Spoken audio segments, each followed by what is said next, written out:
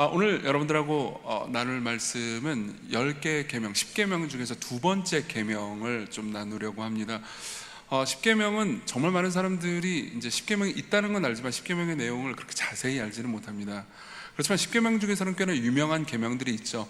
예컨대 너는 나 외에 다른 신을 내게 두지 말라라는 1계명이나 뭐 살인하지 말라 6계명, 그리고 뭐 간음하지 말라 7계명, 이런 계명들은 유명합니다.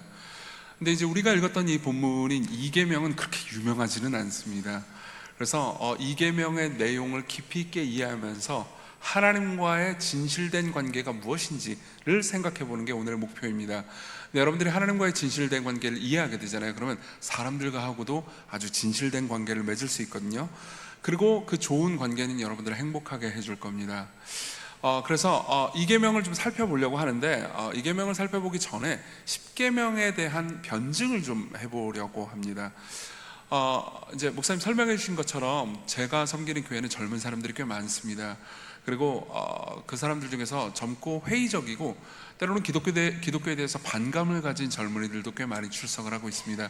그래서 이제 기독교가 진짜 사실인지, 그리고 내가 기독교를 꼭 믿어야 하는지에 대해서 의문을 품고 오는 사람들이 있는 거죠.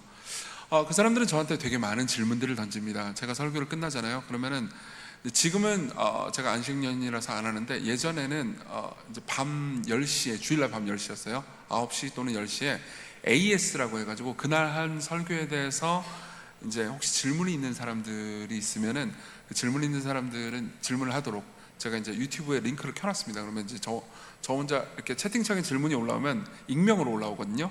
그러면 이제 하고 싶은 질문 다 하는 거죠. 그럼 제가 이제 대답을 해주는 그런 시간을 가졌었습니다. 그럼 뭐 이제 막 물어보는 거죠. 뭐 자기 하고 싶은 거 진짜 다 물어봐요. 욕도 합니다. 막. 그럼 저도 같이 욕하고 막 그래요. 그런데 전부 다 많은 사람들, 특히 10계명을 제가 설교할 때는 그런 질문을 많이 던졌어요. 아니 왜 여기에는 계명, 즉 명령만 있지 설명이 없습니까? 설명을 좀 해줘야 되죠. 납득을 시켜야 될 거 아닙니까? 그리고 동기부여가 안 되는데 어떻게 순종하라는 겁니까? 이런 질문들을 정말 많이 던졌습니다. 사실 저는 이런 질문들에 대해서 그러니까 좀 어느 정도 이해할 수 있습니다. 저도 좀 그런 종류의 인간이거든요. 저도 그냥 딱 시키면은 그냥 반감이 먼저 보르는 그런 죄성을 가지고 있어요. 주님 말씀하셔서 내가 순종하겠다 이런 거 별로 잘 못해요. 그러다 보니까 이제 설명을 요구하고 이해가 되어야 된다. 난 이해 못하면 순종 못한다. 이런 마음을 가지고 있죠. 물론 이제 그런 사람들은 인생 전체를 통해서 많이 두드려 맞거든요. 그래서 이제 많이 두드려 맞았습니다. 제가 이게 몸이 그냥 뚱뚱한 게 아니고 맞아가지고 부은 거예요. 감사합니다. 이런 거에 웃어주시다니.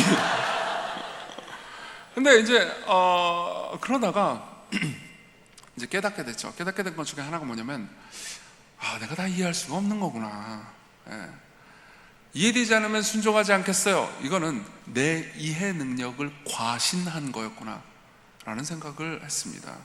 정말로 하나님께서 내 앞에 나타나셔서 설명하면 우리가 다 이해할 수 있을까요? 그렇지 않을 겁니다. 이 지점에서 제 얘기를 조금 더 해드리겠습니다. 오후고 또 졸립고 밥 먹고 그러니까 졸립잖아요. 그러니까 재밌는 얘기 좀 해드릴게요. 저는 남중남고를 나왔습니다. 그리고 제 밑에는 남동생이 있고요, 제 위에는 형이 있습니다. 그리고 보통 이런 집안에서는 어머님이, 저희 어머님 정말 교양 있는 분입니다. 따뜻한 분이에요. 그러나 이런 집안에서 어머님은 절대 나긋나긋하게 이야기할 수 없습니다. 그냥 무조건 소리를 지르실 수밖에 없어요. 안 그러면 남자 셋, 아니지 아버지까지 남자 넷이 통제가 안 됩니다. 그러다 보니까 항상 집에서는 어머님이 소리를 지르셨어요. 항상 뭐 남자는 다 그렇잖아요. 밥 먹어, 학교 가, 숙제 꺼져, 이런 거밖에 없었어요. 그러다 보니까 대화라는 걸 할 가능성이 거의 없죠. 저는 이제 기독교 가정에서 태어난 게 아니에요. 제가 제일 먼저 예수님을 믿었습니다. 중학교 1학년 때 제가 제일 먼저 교회를 갔거든요. 그러니까 이제 교회 가서 여성들을 볼 일이 있긴 했지만 그 어떤 여성도 저와 대화를 해주진 않았단 말이에요. 그러니까 이제 당연히 대화라는 걸 할 수가 없었죠. 그리고 저는 너무너무 연애를 하고 싶었습니다. 고등학교 때 진짜 연애하고 싶어가지고 맨날 징징댔어요, 어머님께. 어머님은 늘 그 나이 또래 그 징징대는 아들들이 이제 어머님은 항상 거짓말을 하시거든요. 정규야, 염려하지 말고 공부만 해라. 네가 공부를 열심히 해서 대학을 가면 여자들이 줄을 설 거야. 제가 무슨 편의점 직원이냐고요. 당연히 대학에 가서 그런 일은 없었고요. 여자들과의 만남보다 하나님과의 만남이 먼저 있었습니다. 20살 때 초기에 제가 겨울수련을 갔다가 너무 큰 은혜를 받았어요. 그때 제가 진짜 내가 죄인이구나. 근데 하나님 나를 위해서 이렇게 큰 사랑을 베푸셨고 십자가를 보면서 십자가가 너무 아름답게 보이는 거예요. 그때 제가 진짜 회심을 했습니다. 그리고 나서 내 인생 주님을 위해서 바치리. 그러니까 이제 교회를 열심히 갔죠. 근데 아까도 말씀드렸듯이 그러니까 그 어떤 여성도 저와 대화를 해주진 않았어요. 할 줄도 모르고요. 근데 그래도 좋은 거는 교회 누나들은 저를 좋아해 줬습니다. 누나들 보기에는 예쁘죠. 물론 그 누나들 중에 저와 사귈 생각인 사람은 아무도 없었어요. 하지만 생각해보세요. 이렇게 생긴 애가 와가지고 교회 와가지고 기도할 때 엄청 주여 삼창하면서 되게 크게 기도하고 시키는 거 다 하고 그런 20살짜리 있으면 예쁘잖아요. 안 그래요, 누님들? 여기 누님들 많이 계시네요. 예쁘죠? 예쁘다고 좀 해주세요. 그래야 제가 힘내서 설교 더 잘하죠. 그게 예쁘죠? 이게 예뻐했어요. 근데 이제 그렇게 삶을 살다가 데이트를 할 일이 거의 없는데 그래도 데이트 비스무리한 걸 할 만한 기회가 한 번 있었습니다. 이제 동갑내기 20살짜리 여자애 하나하고 이제 점심 식사 약속을 한 거예요. 그래서 저는 꽤나 설레었죠. 근데 문제는 뭐냐면은 제가 만일 좀 겸손했다면은 마땅히 누나들한테 자문을 구했어야 했잖아요. 근데 문제는 제가 독단적이었다는 겁니다. 그래서 혼자 생각을 했어요. 근데 혼자 생각을 하는 거죠. 내일 도대체 뭘 먹어야 맛있는 걸 먹지? 고민을 했습니다. 근데 그때 당시 제 입장에서 맛있는 음식은 2개밖에 없었어요. 하나는 제육볶음이고 또 하나는 돈가스였습니다. 그러니까 이제 생각을 한 거죠. 돈가스를 먹자라고 생각을 했습니다. 그러고 나서 다음날 돈가스를 어디 가서 먹지? 생각해보니까 그때 제가 다녔던 대학교의 학생식당 돈가스는 우주 최고의 가성비를 자랑했어요. 지금도 그렇다고 그러더라고요. 그래서 이제 벌써부터 고개를 흔드시는 분들이 계신데 아직 시작도 안 했어요. 그러고 나서 이제 생각을 했죠. 학식에서 돈가스를 먹자라고 생각을 했습니다. 이제 여기까지는 이제 청년분들 벌써 얼굴이 일그러졌는데 여기까지는 그래도 부담 안 주는 전략이라고 해둡시다. 그래 이제 점심을 먹었습니다. 점심을 먹는데 이 대화를 해야 될 거 아니에요. 근데 원래 대화라는 게 뭐죠? 상대방이 말을 하면 거기에 대해서 고개를 끄덕이고 공감하고 그리고 거기에 대한 내 반응을 얘기해주고 나도 하고 싶은 얘기를 하면은 상대방이 듣는지 아닌지 잘 유심히 보고 티키타카 왔다 갔다 이게 대화잖아요. 그렇죠? 근데 그런 거 해본 적 없다고요. 맨날 소리만 질렀다고요. 밥 먹기 싫어! 아니 그런 적은 없었어요. 생각해보니까 학교 가기 싫어! 이런 것만 했지 대화를 해본 적이 있어야죠.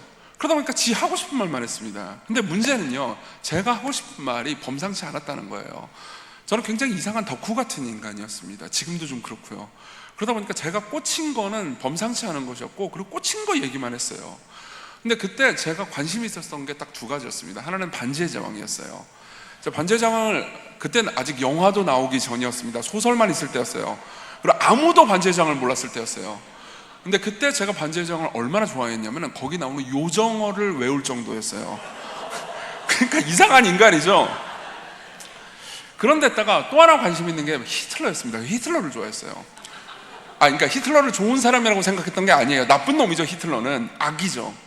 근데 제 관심사는 어떻게 하다가 인류의 역사 가운데 그런 악이 탄생할 수 있었는지 사회학적으로, 심리학적으로, 역사학적으로 분석하는 거였습니다. 흥미롭지 않나요? 그렇죠? 흥미롭지 않죠. 근데 이제 저는 재밌었다고요. 그래서 어떻게 했겠습니까? 히틀러 얘기했어요. 그 자매 앞에 놓고 계속 듣든 말든. 자, 그리고 나서 밥을 다 먹었습니다. 밥 먹고 나서 뭘 해야 되죠? 보통 커피숍 가서 차를 마시고 대화를 더 이어나가지만 대화를 더 이어나가면 안 될 것 같죠? 그래서 이제 혼자 생각을 했습니다. 그 다음 뭘 해야 되나? 매력 어필을 해야겠다. 그러면 매력 어필을 어떻게 해야 되나? 그러니까 내가 잘하는 걸 좀 보여주면 매력 어필이 되지 않을까라는 생각이 들었어요. 불길하시죠? 그래서 제가 생각을 했습니다. 난 뭘 잘하나? 근데 제가 뭘 잘했냐면 제가 오락을 잘했어요. 저 어느 정도로 오락을 잘했냐면은 그 킹 오브 파이터즈라고 1대1로 싸우는 액션 게임이 있었어요. 그걸 제가 그때 당시 압구정동에 굉장히 유명한 오락실이 있었습니다. 전국의 고수가 다 모이는 조이플라자. 거기 딱 가잖아요. 그러면 제가 뜨면 사람들이 다 모여서 구경할 정도였어요. 그러니까 아마도 제가 전국에서 5손가락 안에 분명히 들었을 겁니다. 제가 이 얘기를 하니까 제 아내가 안 믿더라고요. 그러다가 제가 집회 다닐 때 이 얘기를 한 번 했는데 그 중에 그 5명 중에 1명이 저한테 끝나고 와서 목사님, 저 목사님하고 게임한 적이 있습니다. 그런 말을 한 적이 있어요. 예, 목사님 진짜 잘했어요 그때. 여러분 증인이 되어주셨어요. 진짜 잘했다고요. 그러니까 전혀 자랑이 아니죠. 그러니까 이제 어떻게 했어요? 제가 생각을 했던 거죠. 야, 내가 압구정에서도 날아다니는 사람인데 이 동네 오락실 정도 아무것도 아니지 라는 생각이 들었던 거죠. 그래서 이제 그녀를 데리고 오락실을 간 거예요. 예, 그리고 이제 오락을 합니다. 오락을 하면 뭘 하죠? 집중을 합니다. 예, 그리고 이제 한 판을 끝냈어요. 당연히 이겼죠. 그리고 옆을 보니까 사라졌어요. 이걸 인과응보라고 하죠. 자, 그리고 저는 너무 슬펐습니다. 그래서 울면서, 자, 기독교인이 울면 어디로 가죠? 네, 교회로 갔습니다. 교회로 가면 누가 있죠? 누나들이 있죠. 그래서 그날 차례 때 막 펑펑 울면서 기도하고 생각만 해도 웃겨요. 이제 누나들이 왔습니다. 야, 너 오늘 데이트 때문에 어떻게 됐어? 정규야, 어떻게 됐어? 사라졌어요. 왜? 점심 뭐 먹었는데? 돈가스요. 미쳤니? 어디 가서 먹었는데? 학생식당이요. 그 다음 무슨 얘기했는데? 히틀러요. 그 다음 어디 가서? 오락실이요. 자, 보세요. 누나들이 저한테 뭐라 그랬을까요? 네.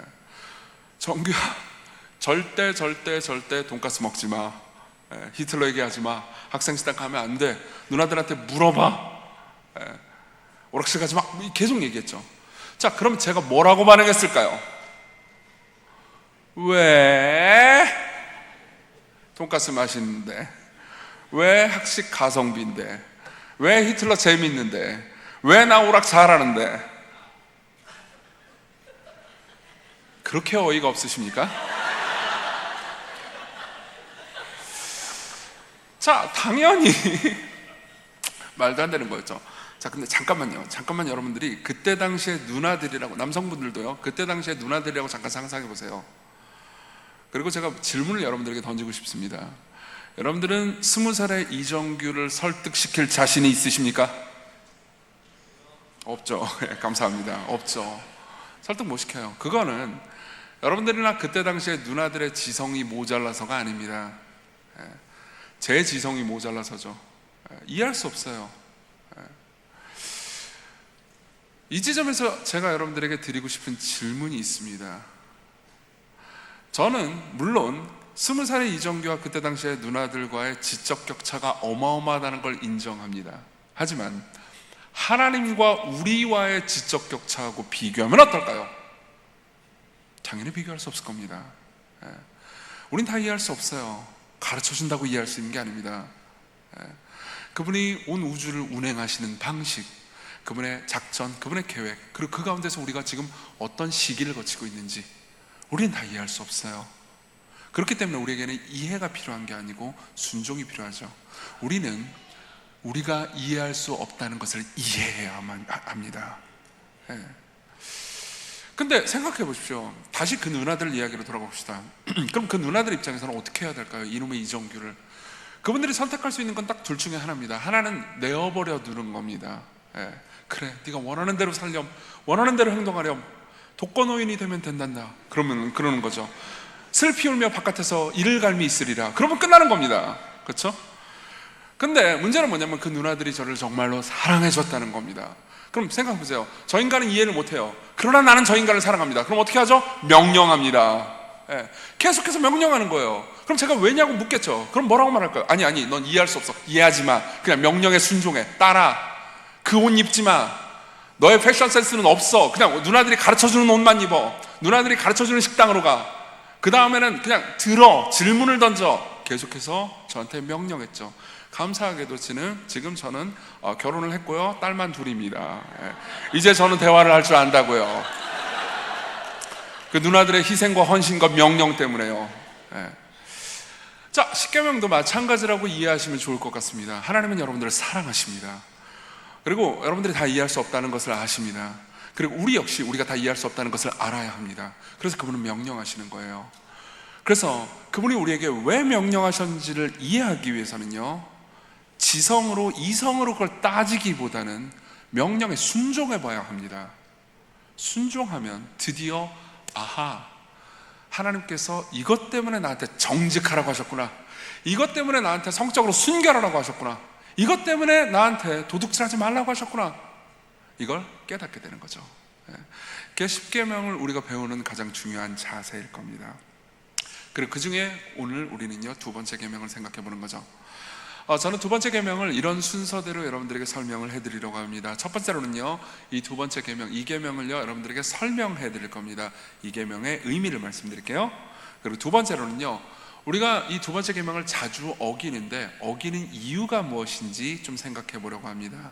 그리고 마지막으로 우리는 이 두 번째 계명을 어떻게 지킬 수 있는지 그 방법에 대해서 말씀드리겠습니다. 첫 번째로는 의미고요, 그리고 두 번째로는요, 이 명령을 어기는 이유, 그리고 마지막으로 어떻게 이 두 번째 계명을 잘 지킬 수 있는지 배워보도록 하겠습니다. 먼저 의미부터 생각해보죠. 우리 본문을 다시 한번 같이 읽어보겠습니다. 우리 4절을 같이 읽겠습니다. 4절입니다. 시작.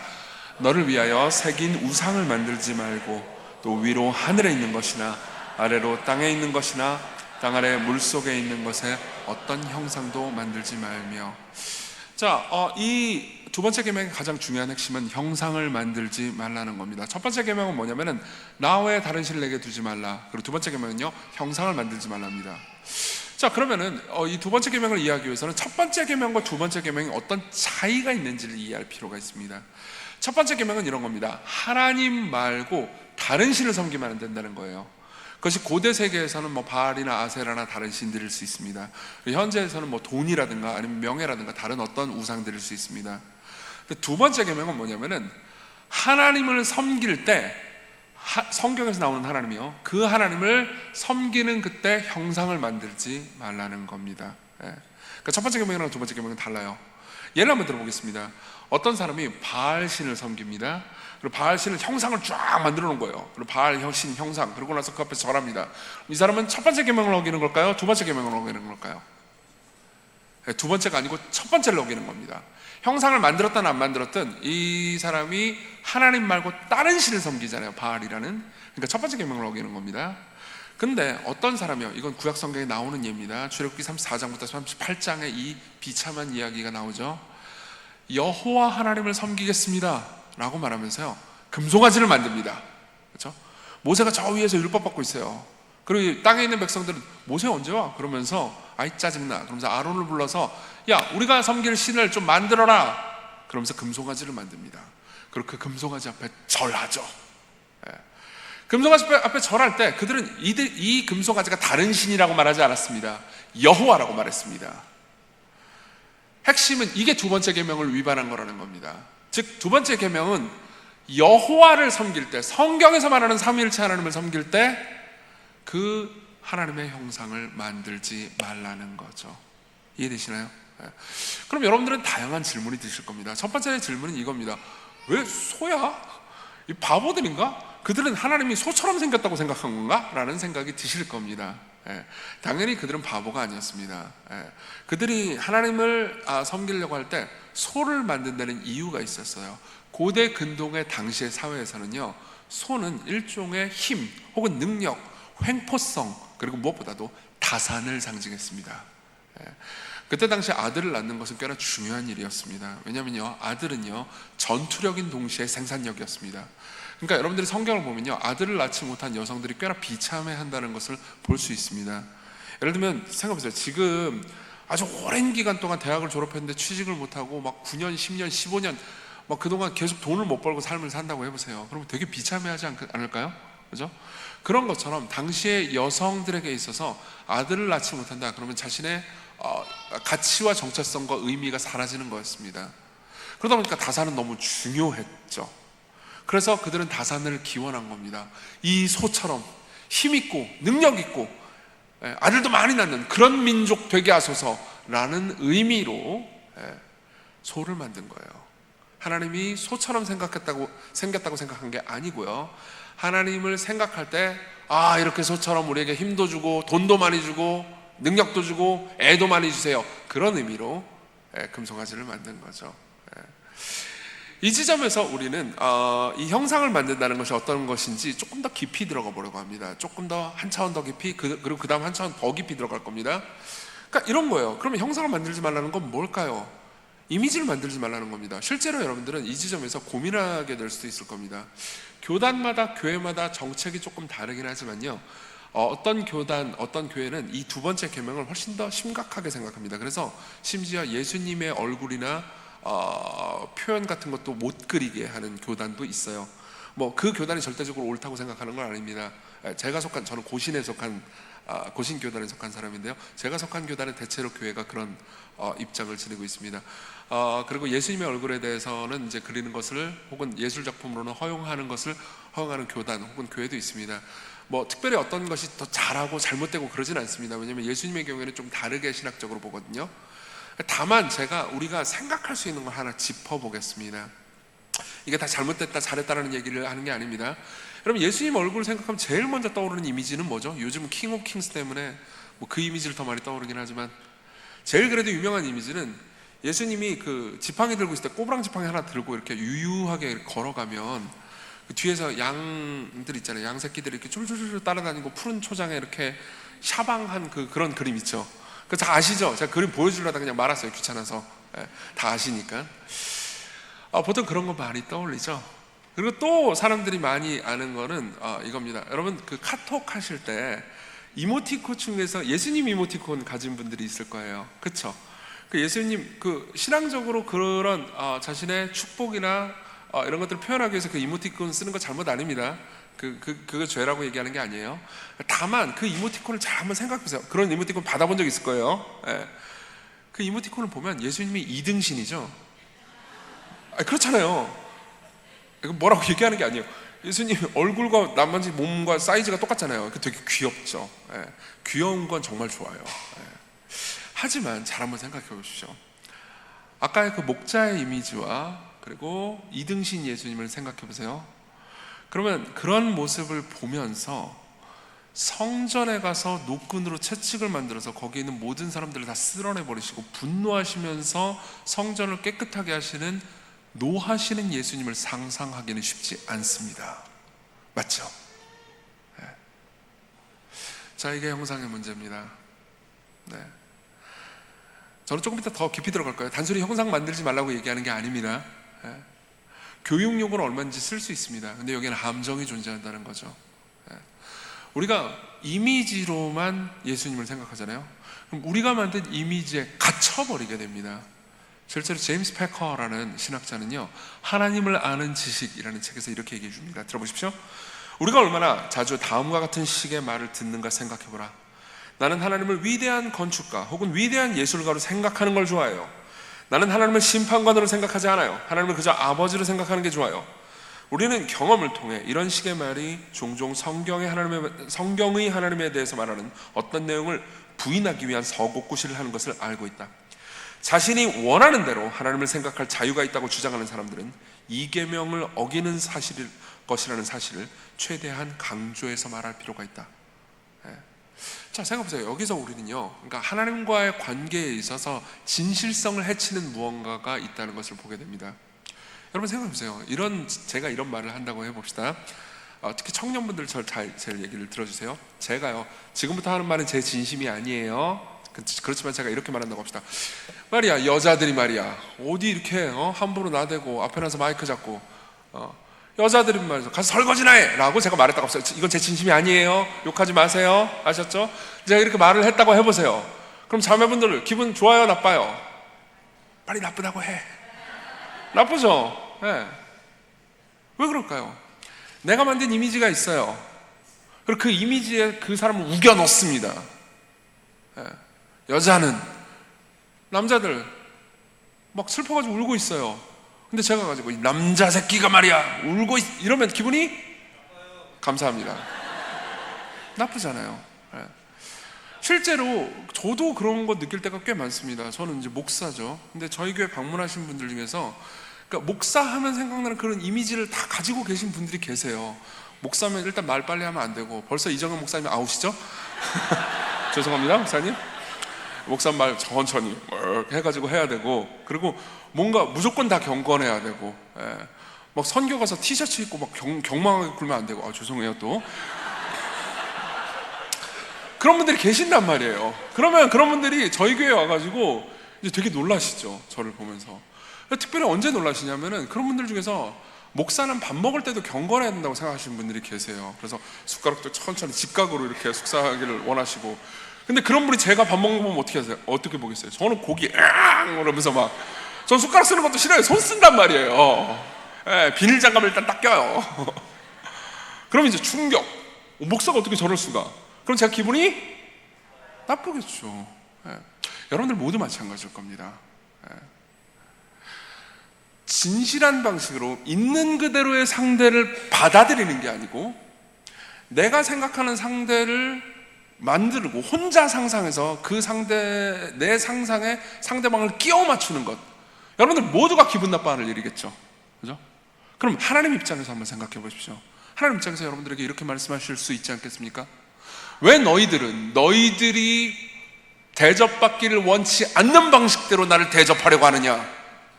그죠? 예. 우리가 하나님 이런 분이었으면 좋겠어요. 나는 하나님이 이해가 안 돼요. 내 삶에서 왜 고통이 오죠? 오늘 오전에도 고통 설교 들으셨죠? 예. 아니, 하나님이 사랑이시고 선하시면 삶에 고통이 없어야 되는 거 아니에요? 그러면 하나님께서는 너희들은 왜 너희들이 원하는 방식대로의 나를 멋대로 상상해서 나를 거기다 끼워 맞추려고 하느냐? 너희들도 있는 그대로 받아들여지기를 원치 않느냐? 나는 너희들을 죄인인 채로 있는 그대로 받는다. 근데 왜 너희들은 진짜 나를 알려고 하지 않고 너희들이 멋대로 상상한 나를 생각하고 나를 부당하게 대우하느냐? 이렇게 말씀하실 수 있지 않겠습니까? 이 지점까지 가면요, 여러분들은 이 계명의 핵심이 단순히 그림 그리지 마라 이런 정도의 문제가 아니라는 걸 알게 됩니다. 그림은 상관없어요. 예. 진짜 문제는 이겁니다. 우리는 자주 하나님을 우리가 생각하는 방식대로 컨트롤하려고 한다는 거죠. 예. 자, 우리는 두 번째 대지로 넘어갈 수 있습니다. 그러면 왜 우리는 이 계명을 자주 어기려고 하는 걸까요? 사실 답은 나왔습니다. 우리가 모든 걸 컨트롤하고 싶어 해요. 예. 우리는요, 일종의 하나님 컴플렉스가 있습니다. 내가 신이 되고 싶은 거예요. 내가 컨트롤하고 싶습니다. 내가 다스리고 싶어요. 그게 어떤 식으로 나타나는지 아십니까? 내가 무언가 하나님께 기도합니다. 내가 원하는 대로 기도가 응답되지 않았어요. 예. 그러면 어떻게 되죠? 종종 화를 냅니다. 아니, 내가 원하는데 하나님 기도를 응답해 주지 않았어요. 그러니까 하나님은 없어요. 나는 더 이상 이제 신이 있다고 생각하지 않겠어요. 종종 우리는 이렇게 말합니다. 근데 이건 되게 이상한 논리예요. 예. 내가 누군가한테 원하는 걸 달라고 했는데 안 준다고 그래가지고 그 존재를 부정한다는 거 이상하지 않습니까? 여러분들이 우리은행에 갔다 갑시다. 제가 우리은행 쓰거든요. 은행 갔어요. 은행 가가지고 여러분들이 뭔가 이렇게 얘기합니다. 은행 돈 많죠? 2억을 주세요. 싫어요. 그럼 여러분들이 화를 내면서 나오면서 우리 은행은 존재하지 않아 이렇게 말합니까? 아니요, 그렇지 않습니다. 우리는 종종 하나님을 멋대로 생각합니다. 그분 선하시다며, 그러면 내가 원하는 대로 다 컨트롤할 수 있어야지. 여러분들이 원하는 대로 컨트롤할 수 있는 존재는요, 램프의 진이지 성경의 절대적인 주권의 하나님이 아닙니다. 이해되십니까? 그리고 당연히 이러한 하나님을 대하는 이러한 자세는요, 다른 사람을 대하는 자세하고 똑같이 이어집니다. 다른 사람도 컨트롤하려고 하게 돼요. 내가 원하는 대로. 교회에 있는 다른 사람들, 교회에 있는 목사님과 중직자들, 혹은 중직자들은 종종 리더들은 교회에 있는 성도들, 내가 원하는 모습대로 상정해놓고요, 끼워 맞추려고 하게 될 수 있습니다. 이것이 극단적으로 가게 되잖아요. 그럼 자녀 교육에도 혹은 다음 세대를 대하는데도 문제가 생깁니다. 제가 인터넷 커뮤니티에서 읽었던 글 하나를 소개해 드리겠습니다. 이거는 어떤 남편분이 올린 글이에요. 이 남편분이 자기 아내가 양육하는 걸 보면서 너무 이상하다고 생각해가지고 이런 양육 방식이 맞나요? 라고 생각해가지고 이제 글을 올렸어요. 올린 글 내용을 좀 설명해 드리자면, 이제 아내가 있고요. 아내는 이제 아들을 하나 가지고 있습니다. 아들이 5살짜리예요. 이제 어느 날 5살짜리 애를 데리고 롯데월드를 가기로 한 거예요. 생각해보세요. 5살 남자아이가 롯데월드에 간다. 뭐 얼마나 기쁘겠습니까? 꿈과 희망의 나라잖아요. 그죠? 그래, 이제 지하철을 타고 갔나 봐요. 지하철을 타고 가면 애가, 이 남자애 5살짜리 꼬마애가 걸을까요? 뛸까요? 아이고, 5살짜리 남자애는요, 저 걷는 거 한 번도 못 봤어요. 무조건 뛰어요, 걔들은. 예. 걔들이 걸으면 지친 거예요. 자, 근데 에스컬레이터에서 뛰었나 봐요. 그리고 나서 이제 엄마하고 아들의 대화입니다. 제가 읽어드릴게요. 들어보십시오. 왜 에스컬레이터에서 뛰어내려갔어? 지하철을 빨리 타려고요. 지하철은 금방 다시 와. 그렇게 에스컬레이터를 뛰어서 내려가는 건 위험해. 네, 안 그럴게요. 그리고 엄마는 아들과 함께 즐거운 하루를 보내고 싶어. 같이 놀고 싶거든? 근데 네가 이렇게 위험한 행동을 하면 엄마는 왜 아들과 즐겁게 놀고 싶은 기분을 방해받아야 하는 걸까? 아니에요. 즐겁게 놀아요. 위험한 거 안 할게요. 집에서 나올 때도 엄마랑 약속했잖아. 이미 아들에게 알려줬던 규칙들에 대해서 하나도 어기지 않으면 즐겁게 놀 수 있지만 그게 아니라면 엄마는 아들을 내리고 놀이공원에 안 갈 거라고. 근데 왜 약속을 어겼어? 집으로 돌아가도 괜찮아? 안 돼요. 놀이공원 가고 싶어요. 잘못했어요. 근데 아들이 약속을 어겼잖아. 아들이 약속을 어겼는데 왜 엄마는 약속을 지켜야 돼? 왜냐면 이제 제가 약속을 지킬 거니까요. 이미 어겼잖아. 죄송해요. 한 번만 봐주세요. 엄마가 왜 봐줘야 되지? 약속을 어긴 건 아들인데. 알았어요. 집에 진짜 가요? 그래야지. 아들이 약속을 어겼으니까. 어떻게 느껴지시나요? 네. 물론 이건 극단적인 사례일 뿐입니다. 하지만 생각해보세요. 여러분들이 다른 사람들을 대할 때 있는 모습 그대로 받으면서 서로 소통하면서 삶을 살아가는 게 아니고요, 계속해서 내가 원하는 대로 다른 사람들을 통제하려고 하잖아요. 그리고 여러분들이 시간이 지나고 나이를 먹잖아요. 그런 식으로 계속 굳어지잖아요. 그럼 여러분들은요, 여러분들 주변 사람들과 교회와 자기 자신을 파괴하게 됩니다. 근데 생각해보세요. 하나님에 대해서도 원하는 대로 통제하려고 하는 사람이 이웃 사람에 대해서는 어떻게 하려고 하는 걸까요? 이웃에 대해서는 당연히, 특히 가족에 대해서는요, 멋대로 통제하려고 들겠죠. 지금 제가 여기에 서서 여러분들 보니까 너무 보기가 좋습니다. 정말 모든 세대가 어우러져가지고 함께 있는 모습이 너무 아름답게 느껴져요. 하지만 종종 세대들끼리 우리는 소통을 잘 못합니다. 윗세대는 아랫세대를 이해를 못합니다. 아랫세대는 윗세대를 잘 이해를 못합니다. 저는 40대 후반이고, 그리고 어느 정도는 좀 낀 세대에 속합니다. 그리고 그 가운데서 양쪽 세대를 보면요, 종종 서로가 서로를 원망하는 걸 봅니다. 그리고 20대들은, 아마 여기 있는 청년들은 대부분 90년대생들이나 00년대생들일 거예요. 그렇죠? 거의 대부분 그럴 겁니다. 그 세대들은요, 종종 윗세대들을 꼰대라고 합니다. 네, 저 50년대, 60년대, 40년대생들, 70년대생들, 저 꼰대들, 니들이 이렇게 해가지고 한국교회가 이렇게 된 거야. 그런 이야기를 저는 정말 많이 들었습니다. 글쎄요, 저는 젊은 세대가 그렇게 비난할 자격이 있다고 생각합니다. 젊은 세대잖아요. 그렇죠? 그리고 솔직히 지금의 기성세대들도 젊으실 때 그 30년대생들과 20년대생들 많이 욕하셨잖아요. 괜찮아요. 저는 그럴 권리가 있다고 생각해요. 비난하고 싶지 않습니다. 하지만 90년대생들과 00년대생들에게 제가 드리고 싶은 말씀이 있습니다. 여러분들은 자신 있나요? 기억하십시오. 여러분들을 향해서 저 90년대생들, 00년대생들, 저 꼰대들이라고 말할 2025년생이 태어나고 있습니다. 기억하세요. 잊지 마세요. 여러분, 이건 웃기는 얘기죠. 웃기는 얘기라는 거 저도 알아요. 그렇지만 이건 호러입니다. 들어보세요. 진짜예요. 우리가 서로 다른 세대들을 대화하면서 소통하면서 받지 못하잖아요. 그럼 우리는 이곳에서 지옥을 만들어 버릴 겁니다. 근데 생각해보세요. 어떤 사람이 청암교회에 왔어. 근데 그 사람은 자기가 원래 다니던 교회가 어른들이랑 청년들이랑 소통이 전혀 안 되는 교회예요. 서로 미워해. 청년부 임원들은 장로님 미워하고, 장로님들은 청년부 임원들이 싸가지 없다고 생각하고, 그런 교회에 있다가, 여기는 그렇지 않다는 거 아니까 제가 이 예를 드는 거예요. 그런 교회에 있다가 여기를 왔는데 청년들이 사고 치고 교회 돈 다 해먹고, 그래도 어른들은 그래, 우리의 소명이 너네들이 교회 돈 다 해먹으면 우리가 메꾸는 거란다 그러고 있어요. 아니, 그게 여러분들 소명이에요. 진짜예요. 이거는 제가 아멘 강요를 해야겠다. 아멘 하십시오. 네, 저는 한번 왔다가 강사하니까 욕먹어도 돼요. 끝나고 저 욕하세요. 다시 한번 아멘 하세요. 네, 그게 여러분들의 소명이라고요. 다음 세대들이 실패할 자유를 주는 것, 그리고 그 실패할 자유를 통해서 성숙하도록 하는 것, 그죠? 그럼 여러분들은 어떻게 해야 되겠어요? 싸가지가 있게 굴어야죠. 이해해야 되는 겁니다. 소통하면서. 그게 진실한 관계를 맺는 거겠죠?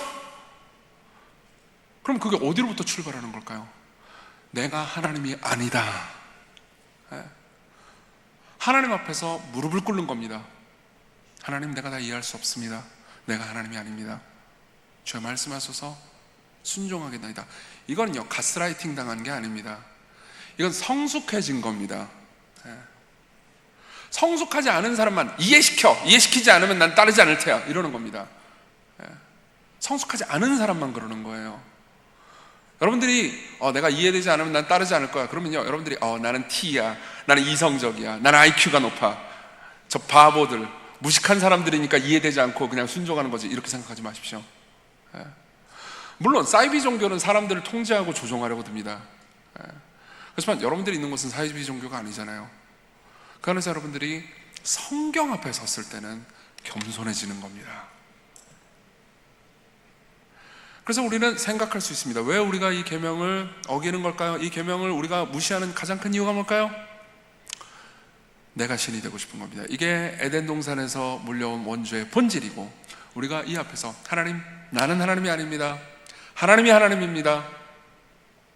나는 다른 사람들을 통제할 자격이 없습니다. 하나님이 사람들을 다스리십니다. 나는 우리 아이의 진정한 부모가 아닙니다. 하나님이 우리 아이들의 진정한 아버지십니다. 그때 우리 모두는요 하나님의 은혜 안에서 하나님과 그리고 서로와 진실한 관계를 맺게 되는 거죠. 자, 세 번째로 넘어가겠습니다. 그럼 어떻게 이 계명을 순종할 수 있을까요? 무엇보다 우리는 하나님과 바른 관계를 맺어야겠죠? 그죠? 물론 이 중에서는 이런 분들도 분명히 계실 겁니다. 그래도 난 이해되지 않습니다. 오늘 오전에 말씀을 듣고 내가 잠시 좀 위로를 얻었어도 삶에서 지금 내가 겪는 고통이 이해가 되지 않습니다. 난 하나님 뜻대로 살려고 노력했는데 왜 이렇게 힘든지 모르겠습니다. 왜 이렇게 내 인생 안 풀리는지 모르겠습니다. 이해가 안 됩니다. 정말 이런 상황에서도 하나님 나를 사랑하신다고 내가 믿을 수 있을까요? 그런 질문이 있는 분들이 있을 겁니다. 그런 질문이 있는 분들을 위해서요 제가 두 가지로 적용을 해드리겠습니다. 어떻게 이 계명을 순종할 수 있을까요? 첫 번째로는 뻔하디 뻔한 얘기를 할 겁니다. 하나님의 말씀인 성경에 집착하십시오. 성경을 통해서 하나님을 아십시오.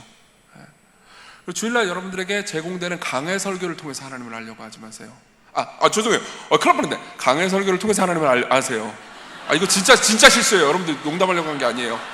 그 다음 제가 노래를 통해서 하나님을 알려고 하지 마세요 이렇게 얘기하려고 그러거든요. 멍청한 설교자 한 명 왔어요. 강해 설교를 통해서 하나님을 알아야 돼요. 그리고 여러분들 성경 묵상과 기도를 통해서 큐티를 통해서 하나님을 아셔야 됩니다. 이게 진짜 중요해요. 우리 종종 하나님을 알려고 할 때 이미지나 그림이나 찬양 가사를 통해서 하나님을 아는 경우가 많거든요. 물론 찬양 가사를 비난하고 싶은 게 아니에요. 그건 너무 빈약하다는 거죠. 찬양 가사는 너무 빈약해요. 그리고 그냥 대화, 그리고 기도 하나가 느껴지는 느낌으로 하나님을 알려고 하면 안 됩니다. 물론 그런 걸 통해서 하나님을 알 수 있어요. 잘못했다는 게 아닙니다. 근데 여러분들이 막 기도하면서 하나님께서 내게 반짝반짝 뭘 주기를 자꾸 원하고, 찬양 가사를 통해서만 눈물이 나고, 강해 설교를 할 때 맨날 졸고, 성경은 뭔 소리인지 하나도 모르겠고, 그러면요 여러분들 정말 위험한 거예요. 여러분들이 이미 이미지를, 하나님에 대한 잘못된 이미지를 만들고 있어요. 하나님 앞에 나가셔야 됩니다. 성경은요 마치 망원경과 같습니다. 망원경이 무슨 역할을 하죠? 조그만한 걸 크게 보이게 만들죠. 근데 조그만한 이유는 그 대상이 조그만해서가 아니고 멀리 있어서 그런 거예요. 옛날에 과천 과학관 가가지고 전자망원경을 본 적이 있었거든요. 근데 제가 딱 보자마자 저 멀리서 보이지도 않던 그 전만한 별이요 저를 그냥 덮치더라고요. 엄청 크더라고요. 정말 압도적인 경험이었습니다. 나중에 관심 있으면 한번 가보세요. 근데요 제가 그토록 크게 경험했던 그 별의 크기조차도 제가 경험한 것보다 훨씬 커요. 그 별은 지구보다 큰 별이거든요. 자, 성경이 이런 역할을 해요. 하나님이 살아계십니다. 맞죠? 그분은 거대한 분이에요. 근데 우리 삶에서 조그만하게 느껴집니다. 여러분 뭐 무신론자는 거의 없을 거예요. 여기 무신론자는 없겠죠. 하나님 다 있다고 믿어. 그렇지만 내 삶에서 너무 요만해요. 막 존재감이 없습니다. 실제로 내가 일상에서 삶을 살아갈 때 하나님 생각 잘 나지도 않아요. 근데 여러분들이 하나님 말씀으로 들어갑니다. 이 말씀이 여러분들 앞에서 하나님을 크게, 더 크게 보여줍니다. 그럼 여러분들 어떻게 되죠? 그분에게 압도당합니다. 그리고 그분의 뜻대로 살아가게 되는 거죠. 이게 성경이 하는 역할이에요. 근데 반대로요, 여러분들이 뭐 유튜브나 뭐 넷플릭스나 친구들과의 대화나 그리고 세속에서 여러분들이 듣는 이야기들 있죠? 이 모든 이야기들은요 현미경에 가깝습니다. 현미경이 어떤 역할을 하죠? 현미경도 근본적으로는 똑같은 역할을 합니다. 조그만한 걸 크게 보이게 만들죠. 망원경이랑 같이. 하지만 현미경은 다른 점이 있어요. 망원경은 실제로 거대한데 멀리 있어가지고 가깝게 보이게 만들죠. 그죠? 근데 현미경은 어떻게 하죠? 현미경은요, 실제로는 너무너무 조그매요. 아무것도 아니야. 눈에 보이지도 않는 거예요. 실제 크기가. 근데 그걸 크게 확대해가지고 크게 보이게 만들죠. 이게 현미경의 특징입니다. 마찬가지예요. 여러분, 돈은 아무것도 아니에요. 물론 여러분들 중에서 젊은 목사가 돈 아무것도 아니라고 그러지, 저희가 돈이 없어봐서 그렇지, 없어보지 않아서 그런지 모르겠는데 저 돈 없어봤어요. 저 개척교회 목회 때니까요. 물론 돈 있으면 좋죠. 혹시 돈 많은 분들은 저랑 친하게 지내주세요. 하지만 그렇게 인생을 행복하게 해주지 않습니다. 특히나 청년기에요. 막 취직하잖아요. 그러면은 막 순수하게 신앙생활하다가 취직 막 하고, 그러면 특히 30, 40대 분들은 이거 느끼시는 분들 많을 거예요. 취직 막 하고 이제 직장생활하면 옆에 있는 대리님이나 뭐 과장님이나 뭐 물어봐요. 야, 너 주식하냐? 안 하는데. 주식 한 번도 해본 적 없는데. 야, 너 월급 받아가지고 서울에 집 어떻게 살라고? 미쳤니? 빨리 엔비디아 사. 그러면은 그 다음 날부터 엔비디아라는 주식이 있어요. 그 최근에 많이 오른 거. 그게 몇 년간 얼마나 많이 올랐는지 한번 보게 되는 거죠. 내가 3년 전에 엔비디아를 샀으면 지금 내가 직장을 안 다녀도 되는데, 그런 쓸데없는 상상을 하게 됩니다. 그러고 나서 그 별것도 아닌 주식이 요만했던 게요, 그거 가진다고 그렇게 행복해지는 거 아니거든요. 거대하게 보입니다. 여러분, 주식으로 돈 버는 사람 극히 드물어요. 저 증권사 다녔었어요. 근데 저 이제 직장생활 좀 했었거든요. 알아요. 주식으로 돈 버는 사람 거의 없어요. 제가 한마디만 해드릴게요. 여러분들은 안 돼요. 참으세요. 끝나고 욕하세요. 저 인간이 알지도 못하고. 그럼 욕하세요. 괜찮아요. 안 돼요. 그거는 아무것도 아닌 점입니다. 점. 그리고 그런 것들이 너무 많아요. 저 사람이 입는 옷을 안 입으면 내 인생이 불행해질 것 같고, 저 사람이 저 사람이 간 영화를 안 보면은, 본 영화를, 저 사람이 간 여행을 내가 안 가면은 내 불행해질 것 같고, 내 친구는 여행 가가지고 너무 좋은 곳에서 너무 맛있는 거 먹고 너무 행복한 곳에서 인스타 찍어가지고 막 계속 사진 올리고 있는데, 나는 겨우 선교 나가고 산장에서 개고생하고 인터넷도 없고 물도 안 나오고, 그것도 목사님이랑 개고생하고, 목사님 거기서 찬양이나 하자 그러고. 그런 사람은 없었겠죠? 그렇게 보인단 말이에요. 그러니까 제가 좀 정말 부탁드리고 싶은 게 있어요. 저도 SNS 안 하거든요. 그거 그만두세요. 그냥 하지 마. 그 마음대로 하세요. 몰라, 여기는 우리 교회 아니야. 최소한 제가 이 말씀 드릴게요. SNS 하는 시간보다는 성경을 더 읽으십시오. 요거는 제가 진짜 하나님의 말씀으로 꼭 하고 싶어요. 그 시간보다는, 요즘은 그 SNS 하는 시간 다 측정할 수 있거든요, 핸드폰이. 그리고 그걸 딱 보고 나서 내가 말씀과 기도에 천착해야 되는 시간을 정했다. 그렇게 하세요. 아시겠죠? 자, 이게 첫 번째입니다. 말씀에 집착하세요. 그럼 자연스럽게 그게 기도로 이어질 겁니다. 아시겠죠? 두 번째입니다. 구약 성경만 보잖아요. 그러면 구약 성경만 보면 지금까지의 교훈이 끝입니다. 형상을 만들지 말라. 하나님과 진실한 관계를 맺어라. 하나님을 있는 그대로 받아들이고 말씀을 통해서 하나님을 알아라. 신약으로 넘어가잖아요. 그러면 더 깊이 있는 교훈이 등장합니다. 성경은요, 절대 형상을 만들지 말라고 말합니다. 근데 거기에는 이유가 있어요. 형상이 무조건 나쁜 것이기 때문이 아닙니다. 하나님의 진정한 형상이 존재하기 때문입니다. 골로새서 1장 15절은 이렇게 말합니다. 들어보세요. 여기서 그는 예수님이에요. 보이지 아니하는 하나님의 형상이시요 모든 피조물보다 먼저 나신 분이시니. 예수 그리스도를 보십시오. 그분을 통해서 하나님을 알아가는 겁니다. 어떻게 그분을 통해서 하나님을 알아갈 수 있을까요? 예를 한번 들어보겠습니다. 보세요. 여러분들이 살면서 너무 고통스럽습니다. 힘듭니다. 그리고 이 고통의 이유를 모릅니다. 그리고 실제로 그 누구도요, 고통의 이유를 완벽하게 알 수는 없습니다. 성경을 통해서 다 나와 있지 않아요. 우리가 다 이해할 수 없기 때문이에요. 실제로 고통과 악의 이유를 묻고 거기에 대해서 대답하는 신학 분과가 있어요. 신학적인 학문 분과가 있습니다. 신정론이라고 부릅니다. 근데요, 그 어떤 신정론 학자도 내가 완벽하게 다 대답해냈다라고 말하는 학자는 없어요. 저는 신정론에 관심이 있어서 글들을 많이 읽었습니다. 근데 그 어떤 학자들의 글도 내가 대답 다 해냈다 그런 사람은 없어요. 욥기를 보십시오. 완벽한 대답이 있지 않습니다. 하나님께서 나타나셔서 대답을 해주시기보다는 그분의 존재를 드러내시죠. 그죠? 네. 자, 그런 의미에서 우리는 대답을 모릅니다. 우리의 고통과 악과 이 모든 고통의 대답을요, 우리 마지막 날 그분 앞에 서서 다 알게 될 거예요. 그렇지만 오답이 뭔지는 알 수 있습니다. 무엇이 정답인지는 몰라요. 그렇지만 무엇이 오답인지는 확실히 알 수 있습니다. 예수 그리스도라는 하나님의 형상을 보면 진짜 알 수 있어요. 어떻게 알 수 있나요? 자, 보세요. 하나님이 우리를 안 사랑해서 우리에게 고통을 준다. 이건 오답이에요. 이건 정답이 아닙니다. 하나님은 우리를 안 사랑해서 야 죽어봐라 그래가지고 우리에게 고통을 주는 것, 이걸 만일 여러분들이 이게 답이야라고 생각한다면요, 그건 분명히 틀린 겁니다. 왠지 말씀드리죠. 그리스도를 생각해 보십시오. 예수 그리스도를 생각해 보십시오. 그분은 사람일 뿐만 아니라 하나님입니다. 하나님이 신이 인간이 돼서 이 땅에 오셨습니다. 그리고 그분은 뭘 겪으셨죠? 고통을 겪으셨습니다. 그죠? 그럼 우리는 물어볼 수 있습니다. 만일 하나님이 우리를 안 사랑해서 우리를 고통스럽게 한 게 사실이라면 왜 하나님 자신이 고통을 당했죠?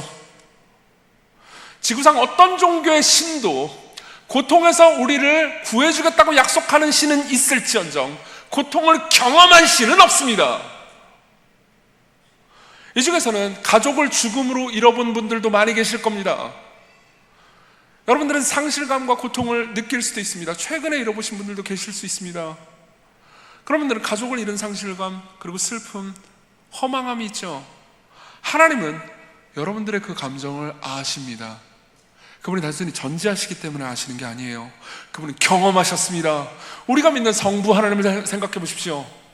그분은 십자가에서 자신이 가장 사랑하는 아들이 끔찍하게 고문당하면서 죽는 걸 보셨습니다. 그죠?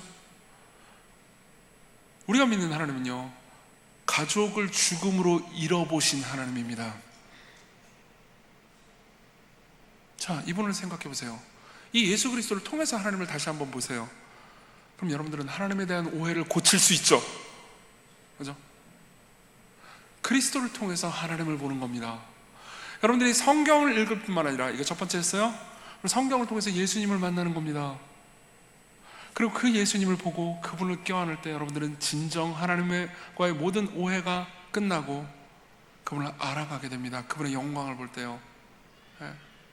하나만 이야기하고 마치겠습니다. 설교가 너무 길어졌어요. 죄송해요. 여러분, 크리스마스 되면 무슨 노래 생각나시나요? 성탄절 되면 여러 노래 생각나시는 거 많을 거예요. 뭐 고요한 마음 거룩한 마음도 있고요. 뭐 머라이어 캐리 노래도 머라이어 캐리 노래도 생각날 거고 뭐 많이 생각나겠죠. 제가 성탄절마다 항상 생각나는 노래가 있습니다. 이 노래 항상 생각나요. 울면 안 돼. 울면 안 돼 가사 아시죠? 울면 안 돼 산타 할아버지는 우는 나에게는 선물을 안 주신대. 산타 할아버지는 알고 계신데 누가 착하는지 나쁘는지 오늘 밤에 다녀가신대. 자, 이 노래를 좀 분석해 봅시다. 이 노래를 통해서 우리가 산타에 대해 생각할 게 두 가지가 있습니다. 하나는 뭐냐면은 산타는 없습니다. 여러분 아직도 산타가 있다고 생각하시면요, 정신 차리세요. 산타는 없어요. 저는 우리 교회 유치부에 가가지고 얘들아 산타는 없단다. 무슨 소리예요? 산타한테 받은 건데 엄마가 준 거야. 저는 동심 파괴자입니다. 진짜예요. 이거 농담처럼 들으시는데 정말로 저는 동심을 파괴해요. 그럼 여러분들 가혹하다고 느낄지 모르겠습니다. 아니요, 저는 절대 가혹하다고 느끼지 않아요. 두 번째 이유 때문입니다. 산타는요, 우리가 믿는 하나님하고 꽤나 유사한 면이 있습니다. 바꿔서 표현하면요, 짝퉁신이라고 볼 수도 있죠. 그럼 누가 착하는지 나쁘는지 안 됩니다. 전지하죠? 그렇잖아요. 그리고 오늘 밤에 다녀가신다. 어떻게 오늘 밤에 다 다녀요? 무소부재하죠? 그러나 산타는요, 절대 우는 아이에게 선물을 주지 않을 겁니다. 자, 그렇지만 우리가 믿는 하나님을 생각해 보십시오. 삼위 중에 한 위격이신 예수 그리스도는 이 땅에 오셔서 몸을 가누지 못할 정도로 우셨습니다. 그분은 우는 자를 위해 오셨습니다. 그분이 겟세마네에서 통곡하면서 우실 때 그분은 심한 통곡과 간구로 하나님께 간구와 소원을 올리셨다고 성경은 말하고 있습니다. 그분은 몸을 가누지 못할 정도로 우셨습니다. 왜 그분이 우셨죠? 나쁜 아이들에게 선물을 주시기 위해서요. 저와 여러분들 같은 죄인들을 위해서 구원의 선물을 주시기 위해서 그분은 우셨고 고통스러워하셨고 십자가로 가셨습니다. 이분이 우리의 하나님이란 말이에요. 이렇게 아름답고 위대한 분을 놓고 산타를 전하고 싶습니까? 저는 산타가 싫습니다. 귀엽게 생기긴 했어요. 그렇지만 걔는 은혜가 없습니다. 그렇건 다른 종교 신들도 마찬가지입니다. 저는 우리가 믿는 예수 그리스도가 훨씬 더 아름답고 위대한 은혜의 하나님이라는 걸 믿습니다. 이분이 진짜 하나님의 형상이라고요. 그리스도께로 오십시오. 그분을 바라보십시오. 그리고 그분 안에서 여러분들의 삶의 문제를 해석하십시오. 그 이 계명을 지키는 유일한 길입니다. 우리 같이 찬송 불렀으면 좋겠어요. 우리 아름다우신 예수 그리스도, 위대하신 주님, 부활의 주 함께 찬양합시다.